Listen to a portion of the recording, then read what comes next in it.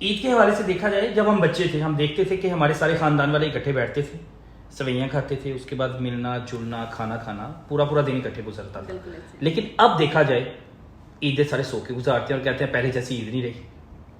फिर वही बात आ जाती है तरबियत की। जिनके वालदैन, जो हमारे वालदैन के वालदैन थे, वो उन्हें बताते थे कि मिलना जुलना कितना इंपॉर्टेंट होता है, ज़िंदगी में मिलने जुलने की क्या अहमियत होती है, ख़ानदान कितना अहमियत रखता है, ख़ानदान के लोग कितनी अहमियत रखते हैं। जो लोग सारा साल अपने रिश्तेदारों से नहीं मिलते थे, वो ईद पे लाजमी उनसे मिलने जाते थे। फिर रूठे रिश्तेदारों को मनाने का कॉन्सेप्ट भी जो है वो हमारे यहाँ था।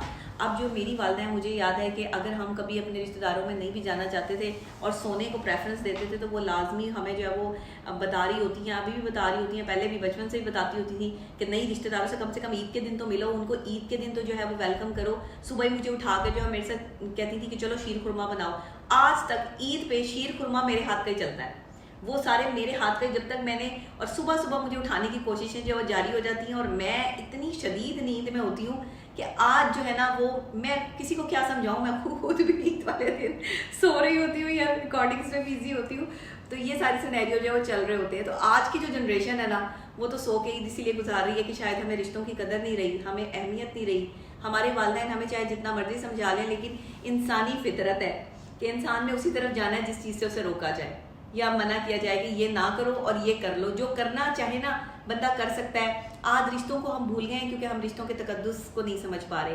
तो मेरा ख्याल है कि ईद पर आपको सोने से बेहतर ये काम करना चाहिए कि अगर किसी के पास करने के लिए कुछ भी नहीं है, तो वो थोड़ी देर अपनी नींद पूरी करने के बाद जो है वो आप निकल जाएं गलियों में, बाज़ारों में, देखें जाकर गरीब लोग जो हैं जिनके पास नए कपड़े नहीं हैं, उनकी मदद करें। उनके अपने जो है वो अपने कुछ पुराने कपड़े जो है वो गाड़ी में रख के लेके जाएं बांटें, जाके किसी को खाना बनाकर जो है वो बांटें। कोई काम नहीं किसी के पास करने के लिए, कोई दोस्त नहीं है आपके पास, मैं ऐसे ही करती हूँ। ईद वाले दिन अक्सर मेरा कोई दोस्त नहीं होता, मेरे दोस्त वैसे भी नहीं है, तो मैं कोई काम नहीं करती। ईद वाले दिन मैं सोती हूँ या फिर मैं निकल जाती हूँ, गाड़ी पकड़ती हूँ, किसी को भी जो है वो कहती हूँ कि चलो मेरे साथ चलो, और कोई एक जो आधा बंदा और मैं जो है वो हम निकल जाते हैं। कोई दोस्त अहबाब या कोई भी ताल्लुक वाले या भाई को जो है वो साथ ले जाती हूँ। तो मैं अपने पुराने कपड़े रखती हूँ, जो बच्चों ने ईद वाले दिन कपड़े नहीं पहने होते उनको कपड़े पहनाती हूँ, जिन बच्चों ने खाना नहीं खाया होता उनको जो है वो खाना खिलाती हूँ।